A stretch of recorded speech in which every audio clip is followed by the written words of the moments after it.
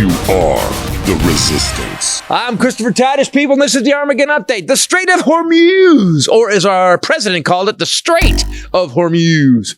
He also didn't know there were two holes, one with an H and one with an extra W. Nutritious whole milk, and it's whole with a W. He's stupid. You get that, right? He's really, really stupid. Like unnaturally stupid. Like Lenny from Mice and Men stupid. But he won't ask you to tell him about the rabbits because I know everything about rabbits. They're also called bunnies or hares. That's an interesting spelling. No one knows that hare and hare are different spelled. There's a hare that means bunny or rabbit. There's also a hare that you pile on top of your head in a piss-colored pile against God and all that is holy.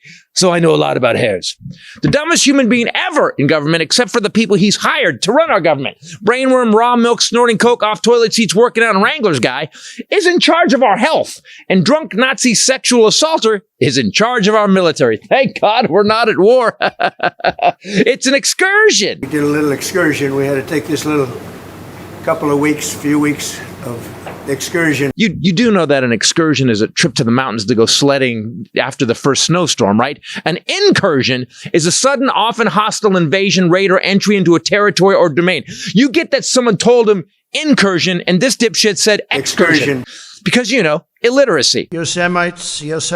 I said, well, let's see how we say that. Cryptologic. How will you make decisions as president? And he said, well, I'm not going to be reading any big reports. I mean, do you want me to read it? It's long. I don't have my glasses. Now, he's too fragile to accept that he's an idiot and just keeps doubling down. Short excursion. This is an excursion. We took a little excursion, going to be a short-term excursion. I hate to do it, but I will do it.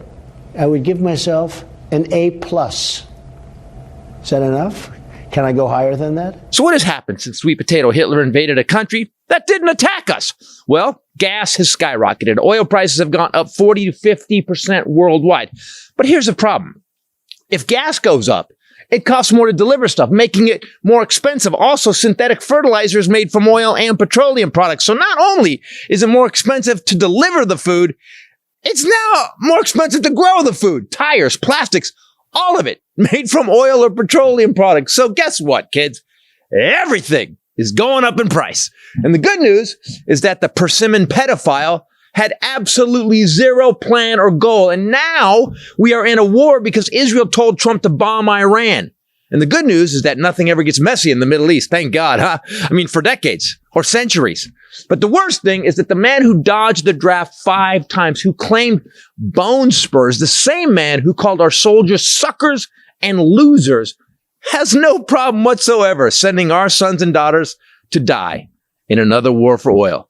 And because this small-dicked loser doesn't want us to see the files where he raped kids... Are you still talking about Jeffrey Epstein? He's going to war and sending our kids.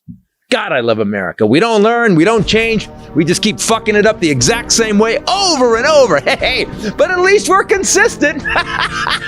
I'm Christopher Titus, and this is the Armageddon Update. Jesus Christ.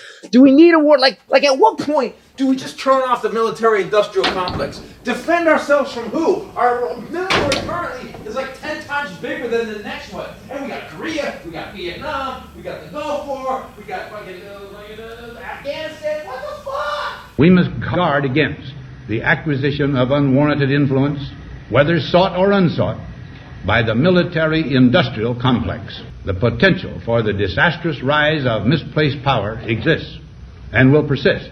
We must never let the weight of this combination endanger our liberties or democratic processes.